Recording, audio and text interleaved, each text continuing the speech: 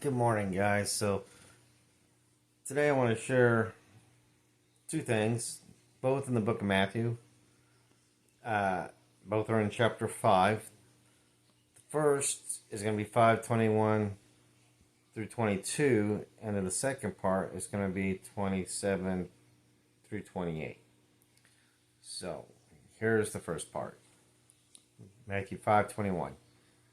You have heard that the ancients were told, "You shall not commit murder, and whoever commits murder shall be liable to the court."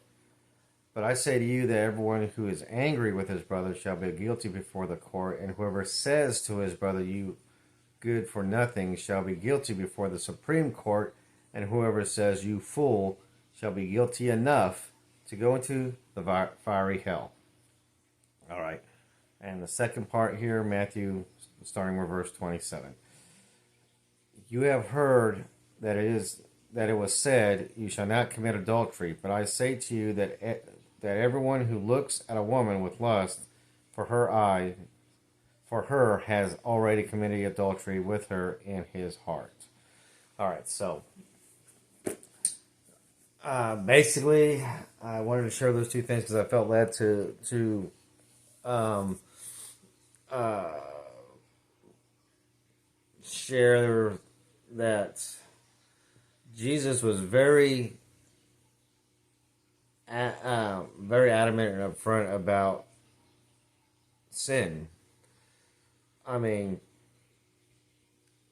we sin not only by our actions, but by our thoughts, by our emotions, and by what we say. And this is what these two sections describe exactly that,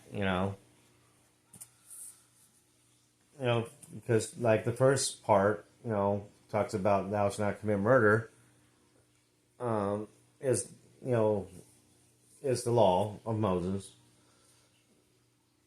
So if you commit murder, there's the action, you're liable in court.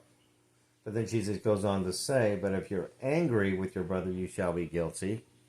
So there's that's the emotion aspect. And then, of course, he gives two examples of, whoever says to his brother, "You're good for nothing," and then "You fool."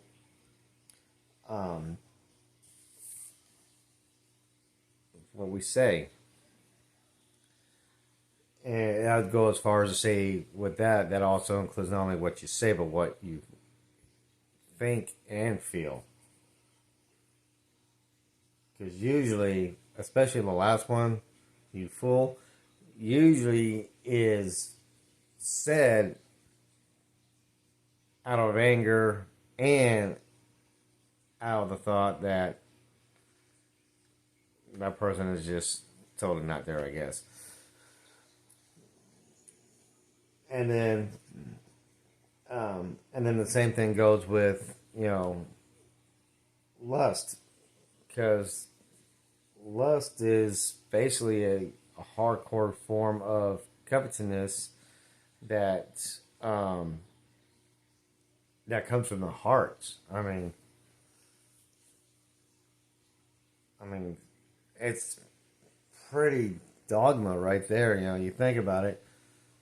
And and it it flips around too. The women are just as guilty of lust as men are. Um, but yeah, just looking intently at another person and having thoughts about them is a sin. And it's not me that's saying this. This is Jesus saying this. So, and this is the result of our sin nature.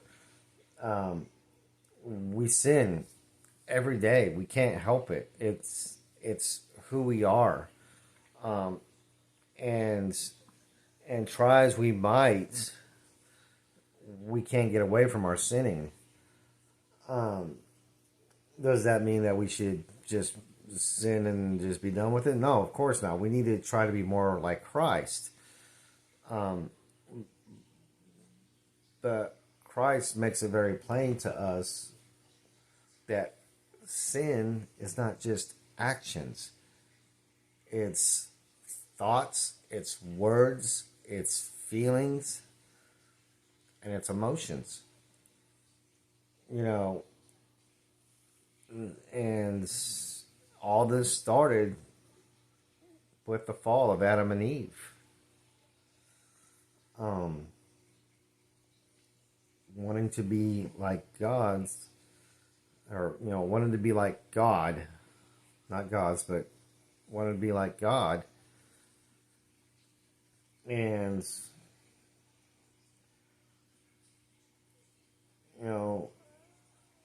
Satan, who is the fallen angel,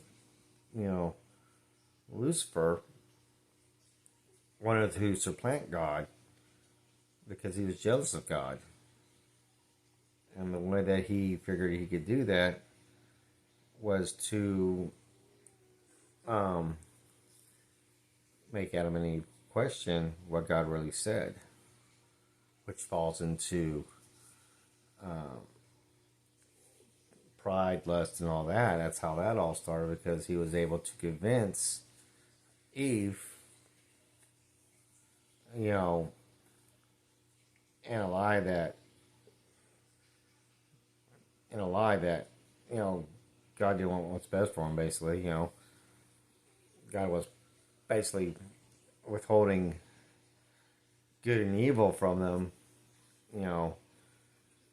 and so he used that to